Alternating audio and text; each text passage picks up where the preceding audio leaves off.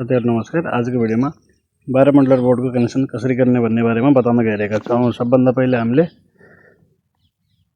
यो 12 मल्टिप्लरको बोर्ड तयार गर्ने, यसको लागि एउटा सकेट, 8 वटा स्विच, एउटा इन्डिकेटर र एउटा रेगुलेटर हामीले तयार गर्ने।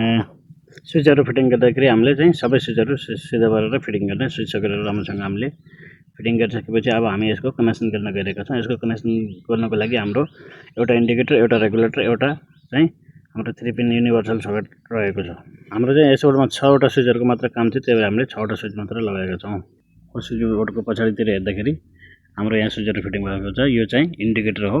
इन्डिकेटरको दुईवटा तार हुन्छ, एउटा चाहिँ न्युट्रल सप्लाईमा लगाउने अनि अर्को फेस यो चाहिँ रेगुलेटर हो। यसको चाहिँ एउटा हामीले स्विचमा लगाउने, एउटा चाहिँ पंखाको जुन तार आएको हुन्छ त्यो पंखाको तारमा लगाउने। अनि यो हाम्रो यहाँनिर न्युट्रलको पोइन्ट हो, एन लेखेको छ, यो बीचमा अर्थिङको सिम्बल बनेको छ र यो चाहिँ एल लेखेको छ। र अब भिडियो स्किप नगरी लास्टसम्म हेर्नु होला।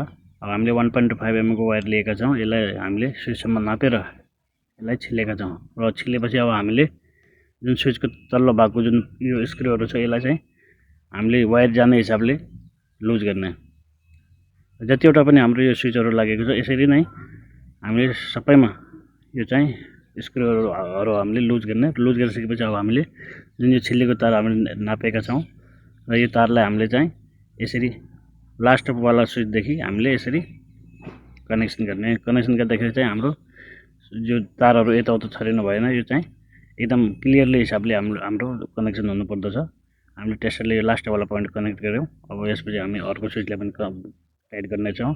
त्यसैगरी हामीले यो फ्यान र लाइटको पोइन्टको स्विचहरु पनि यसरी कनेक्ट गर्ने छौं।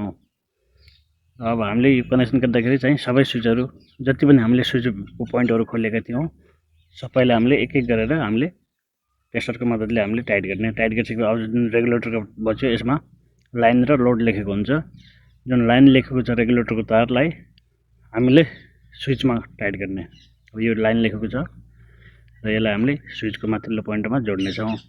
रेगुलेटरमा तपाई लाइन लोड नलेखेको भए पनि दुईवटा तार मध्ये कुनै एउटा तार पनि युज गर्न सक्नुहुनेछ। अब हाम्रो यो रेगुलेटरको पनि कनेक्सन भइसक्यो। अब हाम्रो बच्यो इन्डिकेटर। इन्डिकेटरको हामीले इन्डिकेटर पनि जोड्ने छौं र अब हामी इन्डिकेटर भन्दा पहिला हामी एकचोटी यो सकेटको लागि पनि कनेक्ट गरौँ। सकेटको पनि हामीले स्विच अन गर्दाखेरि चाहिँ सकेटमा हाम्रो सप्लाई आउनु पर्छ। जुन सकेटको एल लेखेको ठाउँमा थियो, एल लेखेको ठाउँ थियो अघि यो हेर्न सक्नुहुन्छ। अब यो तारलाई चाहिँ हामीले एल लेखेको ठाउँमा कनेक्ट गर्ने। यो बोर्ड कनेक्सन गर्दाखेरि 1.5 mm को वायर युज गर्नु होला। 2.5 को पनि युज गर्न सक्नुहुनेछ। र हामीले यो जुन स्विच देखि सकेटमा कनेक्ट गर्नको लागि एउटा तार हामीले यो रेडी गरेर हामीले सकेटमा टाइट गरिसकेका छौं। अब त्यसपछि हामीले यसलाई स्विचमा पनि टाइट गर्ने। अब स्विचमा टाइट गरिसकेपछि अब हाम्रो फाइनली सकेटको कनेक्सन पनि रेडी भइसक्यो।